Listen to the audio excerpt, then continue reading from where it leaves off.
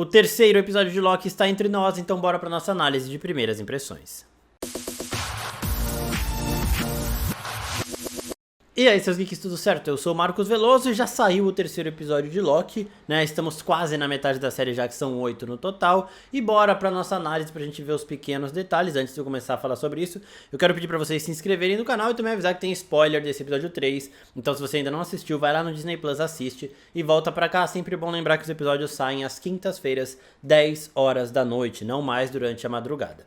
Dito tudo isso, então bora falar dos acontecimentos dessa série que vem deixando a ameaça do Kang ainda maior, vem colocando Loki em uma posição de liderança perante os eventos que veremos lá no final da saga do multiverso, né, com Vingadores 5 e 6. Então bora discutir tudo, que tem muita coisa, muito detalhezinho pra hoje. Bom, recados dados, então bora agora falar desse episódio que começa com 3 personagens que ainda não tinham aparecido nessa temporada: Senhorita Minutos, Aterrorizante, Ravonna Renslayer e o Victor Timely, uma variante do Kang aqui, neste momento criança, né? Então a gente vê que a Senhorita Minutos recebeu uma última missão do Aquele que Permanece para o caso dele morrer nas mãos da Sylvie, né? Ele já resolveu as pontas soltas antes delas acontecerem, sempre muito precavido. Ele meio que fala para a Senhorita Minutos torná-lo o Kang, torná-lo Aquele que Permanece e colocá-lo no caminho que ele estava destinado a seguir. Então a Senhorita Minutos vai para um momento onde ele era criança, com a Ravonna Renslayer, e a Ravonna dá o manual da TVA para essa criança Victor Timely, que depois vai virar o Victor Timely que aprende a moldar o tempo, né? E agora ele está dentro da TVA para muito provavelmente se tornar de novo o ruler, né? O governador de todo esse ambiente. Mas uma coisa que me pegou aqui é em relação ao tempo que isso acontece, né? Porque lá na conversa que Aquele que Permanece tem com o Loki e com a Sylvie no final da primeira temporada, ele fala que ele vem do século 30. E aqui a gente estava em 1800 e pouquinho, então isso me pegou um pouco, mas tem possibilidades. Primeira possibilidade é de que tenham mandado ele para esse passado, para um tempo onde ele não tem a tecnologia necessária para se tornar um Kang. Esse é um ponto. Tipo, esse cara é perigoso demais para viver nesse tempo do futuro, né? Então a gente vai mandar ele criança ainda pro passado, ele cresce lá e o problema é dele, ele não vai conseguir criar nada porque ele não vai ter tecnologia necessária para isso. Essa é uma possibilidade, e a outra possibilidade é de que, como é uma variante, ela pode ter nascido em outra parte do tempo, né? Essa eu não sei se eu gosto muito não, mas eu quero ver se eles vão explicar isso ou não, né? Até então, o Victor Timely, nos quadrinhos, ele também é uma variante do Kang. Inclusive, a gente já fez um outro vídeo que tá linkadinho aqui em cima das variantes do Kang, depois assistam, que é bem legal, também explica tudo. Ela deixa esse dicionário lá, esse manual da TVA lá para esse jovem Kang, ele pega e ele começa a trilhar o caminho para se tornar Aquele que Permanece, e nisso a gente volta para TVA, o Ouroboros em choque, porque a Dox apagou todas as ramificações, apagou. Só que essas ramificações voltaram, porque o trabalho da TVA é de apagá-las constantemente, né? É um trabalho que não para nunca. E a Dox fez isso, só que ela foi presa, então ela parou de fazer, e as linhas do tempo as ramificações começaram a crescer de novo. Então tá de novo sobrecarregando aquela parada da TVA, e se aquilo não aguentar, toda a TVA vai cair. A gente sabe que isso vai acontecer, porque no primeiro episódio já teve o Loki já foi pro futuro, onde a TVA estava de fato caindo, estava em ruínas ali. Só que é bem interessante de ver, e aqui eles já colocam o Loki e o Mobius na trilha da Ravonna. Eles estão seguindo a Ravonna, eles rastrearam ela em 2 tempos, né? Então eles chegam onde o Victor Timely ainda é criança, só que eles não sabem o que eles estão fazendo lá, eles acham que ela pode ter cometido um erro. O Loki até fala, né? Eu acho que ela pode ter errado. Aí o Mobius fala, ela não erra. E assim, não dá pra eles chegarem numa conclusão do que a Ravonna tava fazendo ali, porque eles nem sabem que existe um Victor Timely criancinha naquele tempo, que depois eles encontram o Victor Timely na palestra do nada, assim, sem querer.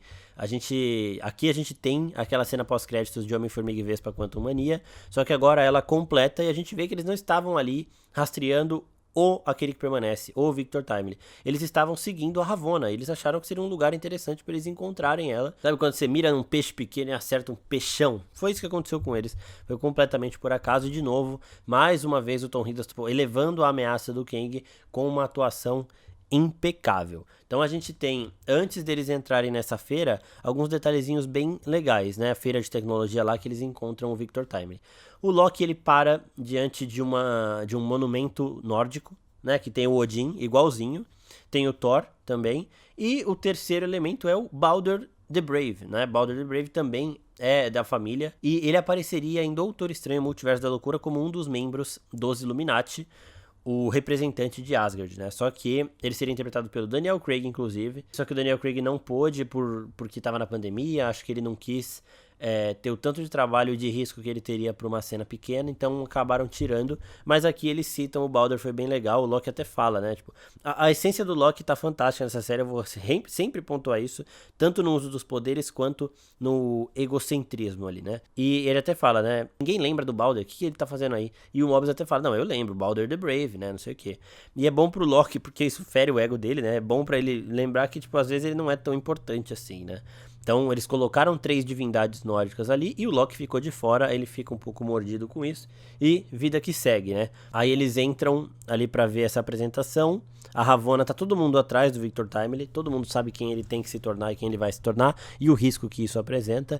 E é muito bom como as coisas vão se desencadeando nesse momento, né? Um pega-pega ali, parece Scooby-Doo mesmo, todo mundo indo atrás de todo mundo, ele fugindo de mais gente porque ele é um pilantra, né? Ele faz aí umas bugigangas aí que não funcionam, pega o dinheiro da galera e depois ele foge. Ninguém sabe de fato onde ele mora, né? Ele fala lá depois pra Ravonna que o lugar ali é só meio que um temporário, onde ele fica mesmo é do outro lado. Então deve ser de um lugar que ele não vende, então ele não se mete com as pessoas ali justamente pra ninguém ir atrás dele.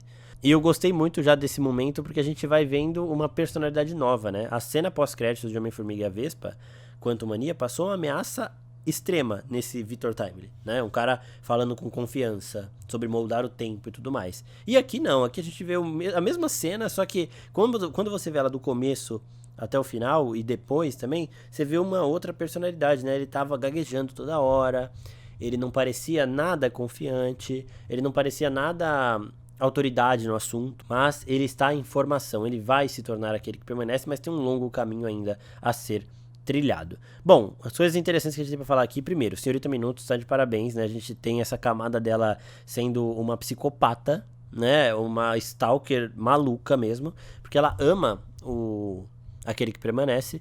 E todo momento ela tá tentando provar isso, né? Então, quando a Ravonna encontra ela ali, ela dá a missão à Ravonna. Depois disso, nas conversas, ela já vai mostrando um distanciamento em relação à Ravonna. Vai tratando a Ravonna como se fosse uma pessoa inferior ali, né? O Victor Timely, quando ele tá com a Ravonna e com a Senhorita Minutos no barco, ele fala, né? Alguém, quando eu era criança, deixou o manual da TVA. E aí ele olha pra Ravonna e a Ravonna faz tipo, fui eu. E a Senhorita Minutos fala, foi você o caralho, fui eu, mano. Você era só a carteira ali. Então, tipo, todo momento ela vai tentando se posicionar desse jeito. E o ápice é quando ela fala que queria ter um corpo. Ela começa a ficar bem assustadora mesmo. E ela é presa depois na caixinha dela ali. O Victor Timely, ele prende ela. E ela tava completando uma frase, né? Ela fala, não faça isso porque eu... E aí ele prende ela é guardada. E quando ela é solta, na cena final do episódio, já alguns momentos depois... Ela é solta já falando, te amo. Ela não tá falando aquilo para a Ravonna. Ela só tá completando a frase que ela já ia falar. Já tava engatilhada, só que ela foi meio que colocada ali em dormência, né? E quando ela retorna, ela já continua essa frase. Então ela fala, eu te amo, que é o que ela queria dizer para o Victor Timely, mas ela fala quando a Ravonna solta ela. As atuações eu tô gostando demais, mas um outro ponto aqui é a Sylvie. A Sylvie, ela vai se tornando cada vez mais uma personagem fantástica para mim. Primeiro, ela toda trajada de Loki, pronta pro caos. E o que eu gosto da personagem é que, ao mesmo tempo que ela é essa personagem caótica, ela pode trazer esse perigo, todo mundo tem medo dela dentro da TVA, ela é uma lenda, né, por tudo que ela fez, ela matou aquele que permanece e tudo mais. Ao mesmo tempo que tem isso, ela provavelmente é o coração mais mole de todo o universo Marvel aqui. O evento Nexus dela, aquilo que fez com que ela fosse presa pela TVA em primeiro momento, quando ela era criança, era de não ser tão má quanto um Loki deveria ser. E começa por aí, né?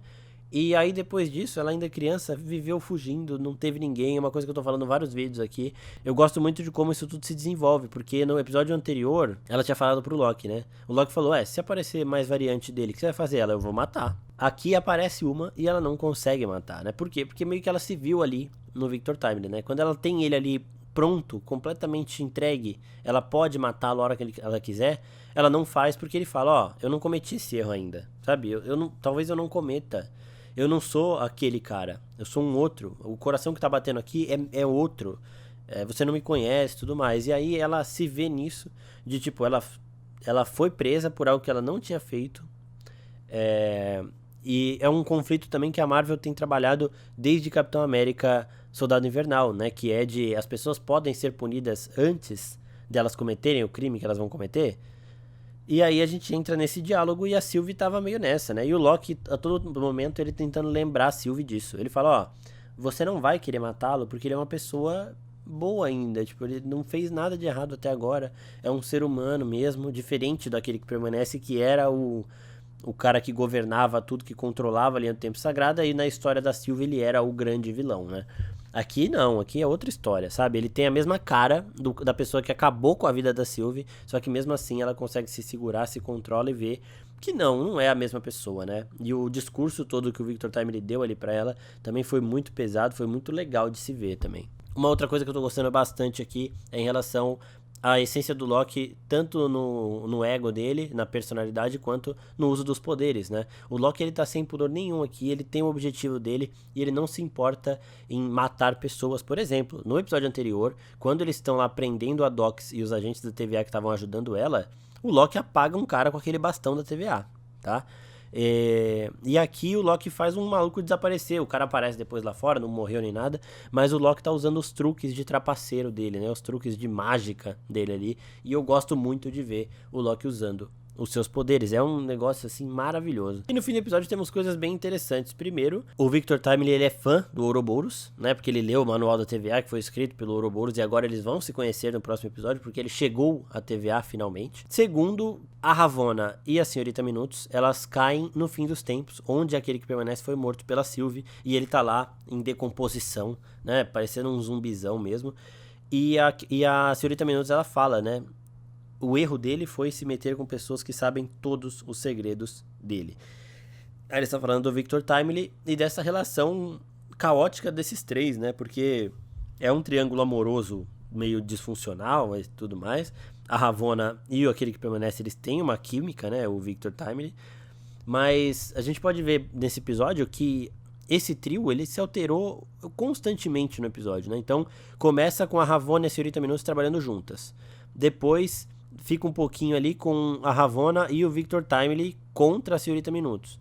Aí depois fica Victor Timely e a Senhorita Minutos contra a Ravonna. E aí no final acaba com a Ravonna e a Senhorita Minutos contra o Victor Timely. Então é bem legal como essas dinâmicas elas vão se alterando entre esses três aí. A gente já sabe que o Victor Timely e a Ravonna ficarão juntos, porque o Loki ouviu um áudio do Kang falando com ela, que ela é grande parceira dele. E isso também é um detalhe legal, né? Porque nesse episódio, esse tema de parceria daquele que permanece, ele volta algumas vezes, né? Primeiro, eles estão conversando, as pessoas estão tentando comprar ali o experimento que ele apresentou, e um cara sugere uma parceria. Ele fala, eu não tenho parceiros, eu trabalho sozinho.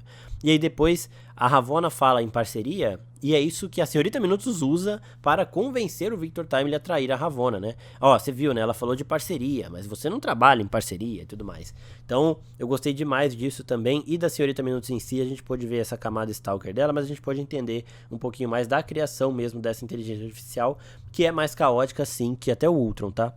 Ela fala que ela foi criada inicialmente para jogar xadrez com aquele que permanece, porque ele ficava muito sozinho lá no fim dos tempos, né? Era só ele ali, o Alioth e pronto. E o Alioth ficava lá fora, lá comendo as coisas. E aí ele criou a Senhorita Minutos para jogar xadrez com ele, e depois ele deu autonomia para ela se desenvolver. E por isso que ela acabou gerando essa personalidade caótica, assustadora dela, né? Bem legal a forma que ela fala, eu queria um corpo pra gente ser algo a mais. E ele fala, tipo, mas não era eu, né? Você tá ligada? Tipo, não sei o que você tá falando, mas eu vou tentar. Aí ela, não, você não vai tentar, não. Você nunca tentou, você sempre pôde, mas nunca tentou. E isso é muito. Ela foi muito bem mesmo nesse episódio. Aquele medo que ela tinha dado no final da primeira temporada volta aqui muito mais, né? Porque aqui a gente vai vendo essa personalidade perigosa dela. E isso dela querer um corpo também. Imagina a Senhorita Minutos com um corpo. Ia ser mais perigoso do que o Ultron. Do que o Visão, né? A gente tem androids aí com corpo e às vezes não funciona, e a Senhorita Minutos seria o caos, assim, sabe? Só que intelectualmente ela tá me saindo também como uma bela de uma vilã, tá? A gente tem aqui personagens com as suas motivações, eu ainda não sei muito bem o que vai acontecer com o Victor Timely, mas eu acredito que talvez ele possa se trilhar um caminho bom, e algo que o Victor até tinha me falado, ele pode trilhar esse bom caminho, aparecer como alguma variante que vai ajudá-los, mas morrer no final da temporada, né? Então nunca se sabe. Então é isso, pessoal, espero que vocês tenham gostado. Se gostaram, curte aqui. E antes de encerrar também, tenho que lembrar que lá no nosso Instagram já tem uma caixinha de perguntas em relação ao episódio. Se a sua dúvida não foi respondida nesse vídeo, manda a sua dúvida lá, porque a gente vai gravar o nosso Nexus Room e lá no nosso podcast de Marvel a gente vai responder todas as perguntas que vocês mandarem lá na caixinha do Instagram. Então é isso, pessoal. Muito obrigado a todo mundo que está acompanhando. Manda para seus amigos que querem entender um pouquinho melhor dessa série aí. E até a próxima. Tchau, tchau.